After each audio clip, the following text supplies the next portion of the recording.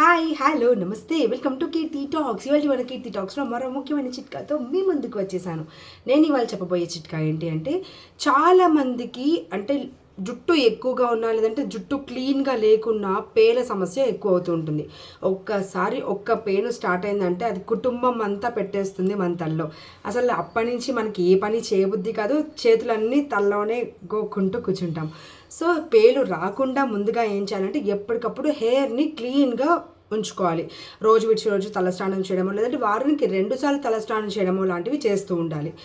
So పేల సమస్యకు నివారణ ఏంటన్నది ఇప్పుడు నేను కొన్ని చిట్కాలు చెప్పేస్తాను. ముందుగా ఎప్పుడన్నా పేల సమస్య బాగా బాధిస్తున్నప్పుడు మీరు ఏం చేయాలి అంటే, కర్పూరం ఉంటుంది కదండి, కర్పూరాన్ని పొడిగా చేసి కొబ్బరి నూనెలో కలిపి అది మొత్తం తలకి పట్టించాలి. అలా తలకి పట్టించేసి ఆ డే అంతా అలా ఉంచేసుకొని నెక్స్ట్ డే తల స్నానం చేసేయండి.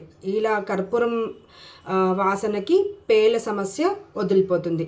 ఇంకా నెక్స్ట్ చిట్కా ఏంటి అంటే, వేపాకు పొడి లేదంటే వేపాకు పేస్ట్ తీసుకోండి. దానిలో కొద్దిగా పెరుగు, కొంచెం నిమ్మరసం, ఈ 3 కలిపేసి చక్కగా హెయిర్ అంతా అప్లై చేసుకోండి. వేపాకు చేదు ఉంటుంది కాబట్టి పేలు ఇంకా మన దరి చేరవు. నిమ్మరసం, పెరుగు ఇవన్నీ కలిపేసి తలకి మొత్తం పట్టించేసుకొని ఒక హాఫ్ అన్ అవర్ అంతా మొత్తం డ్రై అయిపోయిన తర్వాత చక్కగా క్లీన్ చేసేసుకోండి. ఈ విధంగా చేయడం వల్ల కూడా మీకు పేల సమస్య తగ్గుతుంది. ఇంకొక చిట్కా ఏంటి అంటే, వేపాకుల పొడితోనే కొంచెం తులసాకుల చూర్ణం బయట దొరుకుతుంది.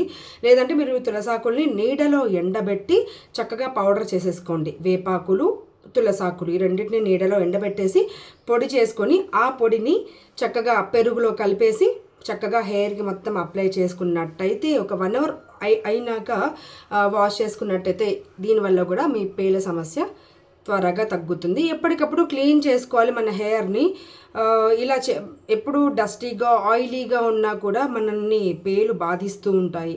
సో పేల సమస్యకి స్కూల్కి వెళ్ళి పిల్లలు ఎక్కువ ఉంటాయండి పేలు. ఎందుకంటే పక్కన పిల్లలతోటి విద్యార్థులు ఉంటారు కాబట్టి తలలు 2 దగ్గరైతే పేలకు వచ్చిన కొత్త ఇల్లు అని చిన్నప్పుడు మా తాతయ్య గారు చెప్పేవారు. సో తలలు దగ్గర ఉంటేనంట పేలకి కొత్త ఇల్లు స్టార్ట్ అవుతుందంట. సో ఇలా ఏమీ లేకుండా మీరు మీ పేల నివారణకి ఈ చిట్కాలు పాటించండి.